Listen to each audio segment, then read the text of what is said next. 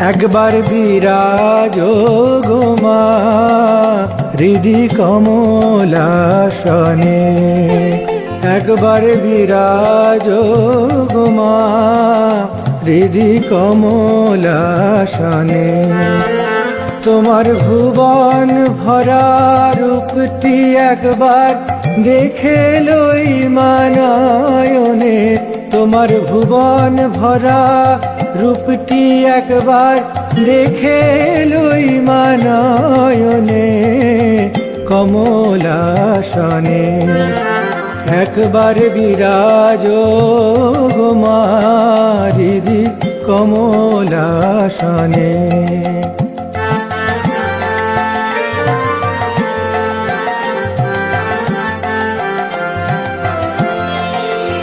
তুমি অন্নপূর্ণা মা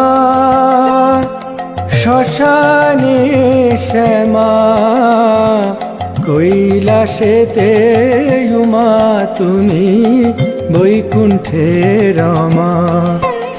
তুমি অন্নপূর্ণা মা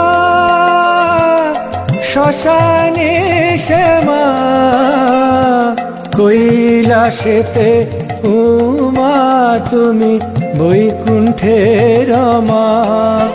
ধর বিরিঞ্চি শিব বিষ্ণু রূপ সৃজনলয় পালনে, ধর বিরিঞ্চি শিব বিষ্ণু রূপ সৃজনলয় পালনে কমলাসনে। একবার বিরাজ গো মা হৃদি কমলাসনে।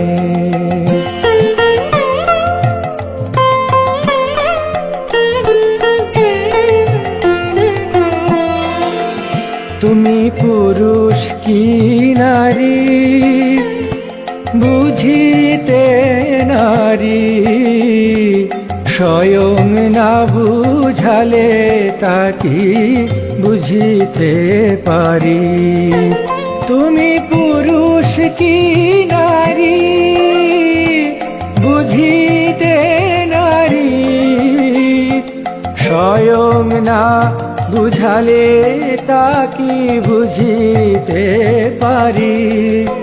তুমি আধা রাধা আধা কৃষ্ণ সাজিলে বৃন্দাবনে, আধা রাধা আধা কৃষ্ণ। নমস্কার। আজকের আলোচনা একালের দৃষ্টিতে শ্রীমা স্বামী মুমুক্ষানন্দ মহারাজের স্মৃতিচারণে। আজকাল আমাদের দেশের মেয়েরা আগেকার মতো কেবল রান্নাঘরে আবদ্ধ না থেকে বাইরে কাজকর্মে নানা দিকে এগিয়ে আসছেন। কেউ রাজনীতি ক্ষেত্রে, কেউ ডাক্তারিতে, কেউ নার্সিং এবং এমনি সর্বত্র তাদের কর্মক্ষেত্রে ছড়িয়ে পড়ছে। এর প্রয়োজন আছে ঠিকই, কিন্তু এইসব করতে গিয়ে তাদের নিজস্ব আদর্শ ভুলে যাওয়ার ভয়ও আছে।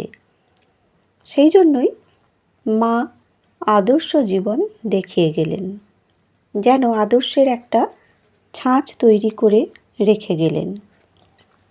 আমাদের দেশের মেয়েদের আদর্শ হল মাতৃত্ব, পবিত্রতা। আমাদের মেয়েদের আজ মায়ের জীবনের ছাঁচে জীবন ঢেলে নিতে হবে, আবার সেই সঙ্গে নতুন পরিস্থিতির সঙ্গে খাপ খাইয়েও চলতে হবে। এই আদর্শ শুধু ভারতের জন্য নয়, সারা পৃথিবীর জন্য প্রয়োজন। ধীরে ধীরে আমাদের দেশের, এমনকি পাশ্চাত্যেও শ্রী শ্রী মায়ের জীবনাদর্শ সকলের মধ্যে, বিশেষত নারীদের মধ্যে সমাদৃত ও গৃহীত হচ্ছে। পাশ্চাত্যে সুদীর্ঘকাল বসবাস করে পূজনীয় স্বামী নিখিলানন্দ মহারাজ আজ থেকে প্রায় 50 বছর পূর্বে যে মন্তব্য নিজ অভিজ্ঞতার ভিত্তিতে করেছিলেন, তা আজ অধিকতর সত্য বলে প্রমাণিত হচ্ছে। তিনি লিখেছিলেন, তাঁর শ্রী শ্রী মার জীবন ভক্ত অনুরাগীদের ক্রমবর্ধমান দলকে বিশেষত মেয়েদের গোষ্ঠীকে আকর্ষণ করতে শুরু করেছে। তারা তাড়াতাড়ি বুঝতে পেরেছেন যে শ্রী শ্রী সারদা দেবী ভারতীয় নারী জাতির লুপ্তপ্রায় শুধু প্রাচীন জীবনাদর্শের প্রতিনিধি নন, যে নবীন নারী জাতির অভ্যুদয় হচ্ছে তিনি তাঁদেরও আদর্শ। তাঁরা যেন সহজাত প্রেরণাবশে অনুভব করেন যে শ্রী শ্রী মা এ যুগের এক অনন্যা, অদ্বিতীয়া, দিব্য চরিত্রা সাধ্বী।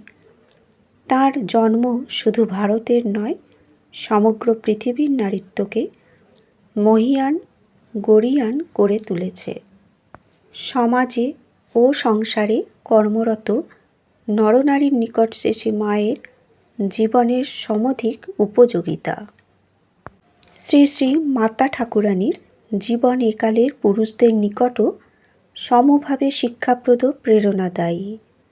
শ্রীরামকৃষ্ণ ও স্বামী বিবেকানন্দের জীবন যেমন নারী ও পুরুষ উভয় শ্রেণীকেই পথ দেখায়, শক্তি সাহস যোগায় ও অনুপ্রেরণা দেয়, শ্রীমার জীবনও তাই। বস্তুত এই তিন মহাজীবনই ঈশ্বরলাভকে, অন্তর্নিহিত দেবত্ব বিকাশকে জীবনের আদর্শ করে চলতে নারী পুরুষ নির্বিশেষে সমগ্র মানবজাতিকেই উপদেশ দিয়েছেন।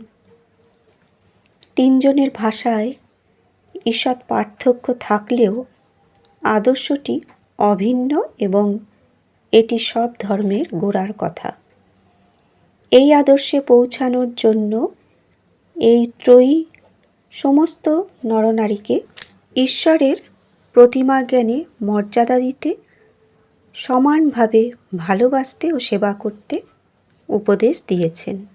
সঙ্গে সঙ্গে সর্বধর্মাবলম্বীদের প্রতি শ্রদ্ধাভাব পোষণ করতে বলেছেন। এই ভাব সমষ্টি সংক্ষেপে স্বামীজি কথিত ব্যবহারিক বেদান্ত, অন্যভাবে যাকে দিব্য মানবতাও বলা যায়, আমরা পূর্বে উল্লেখ করেছি।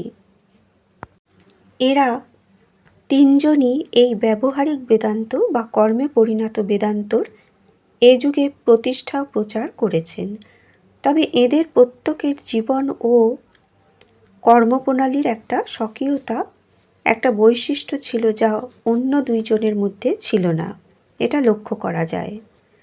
সর্বপ্রাণীর, বিশেষত সকল নরনারীর মধ্যে ঈশ্বরের অবস্থিতি এদের কাছে একটা ভাব বা থিওরি মাত্র নয়, অনুভব সিদ্ধ ছিল। তিনজনই নরনারীকে সেই দৃষ্টিতে ভালোবাসতে ও সেবা করতে বলেছেন।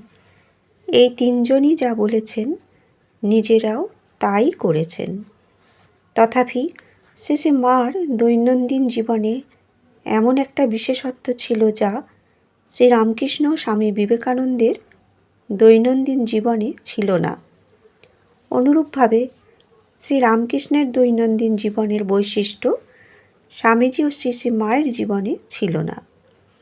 আবার স্বামীজির বাহ্য জীবনের বিশেষত্ব শ্রীরামকৃষ্ণ বা শ্রী সারদা মাতার জীবনেও অনুপস্থিত ছিল। বন্ধুরা, আজকের আলোচনা এ পর্যন্তই। যদি আলোচনা ভালো লাগে তবে চ্যানেলটি অবশ্যই লাইক ও সাবস্ক্রাইব করে পাশে থাকবেন। ধন্যবাদ।